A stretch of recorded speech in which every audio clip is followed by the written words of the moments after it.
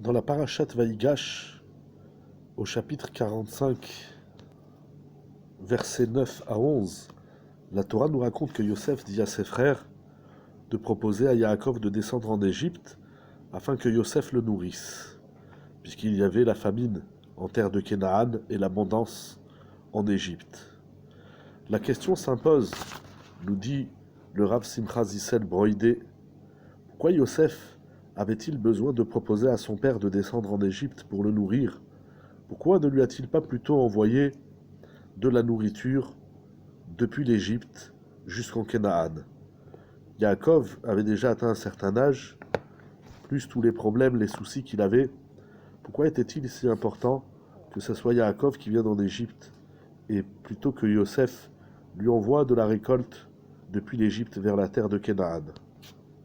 Pour répondre à cette question, Rav Broïdé, dans son livre Samderer, rapporte les propos du Ramban rapportés au Pasuk Yudalef, où Yosef dit la chose suivante, je lis dans les mots Ve'amar pen tivaresh ota u betecha, shim titakev be'eretz Kenaan tivaresh. Si tu ne descends pas en Mitzrayim et tu restes en Canaan, alors tu ne tiendras pas ni toi ni ta famille, dit Yosef à Yaakov.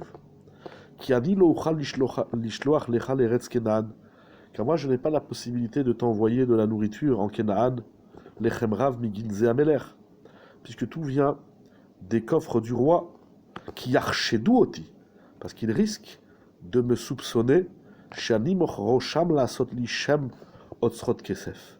Il risque de me soupçonner que j'envoie de la récolte en dehors du pays pour remplir mes caisses personnelles, et otzrot kesef et la chouv el artzi vel molati, et ils vont me soupçonner de vouloir me sauver de l'Égypte. Mais lorsque vous viendrez, vous, Yaakov et mes frères et toute la famille, vous viendrez en Égypte, alors ils sauront qui atem aviv et achai, que vous êtes mon père et mes frères, et donc le roi me donnera la possibilité de vous nourrir.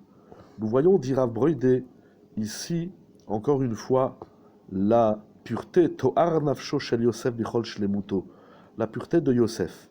Yosef, il préfère, et ça vaut le coup de fatiguer son père et de le faire descendre en Égypte, afin qu'il ne soit pas soupçonné par le roi.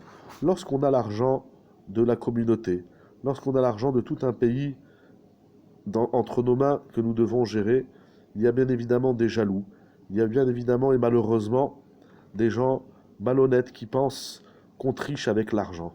Yosef ne veut pas être mal vu, Yosef ne veut pas laisser la possibilité aux Égyptiens et à quiconque de le soupçonner, de faire du business, de faire du commerce au black comme on dit aujourd'hui, et pour garder cette fidélité et cette honnêteté de l'argent dont nous pouvons largement nous inspirer aujourd'hui. Shabbat Shalom.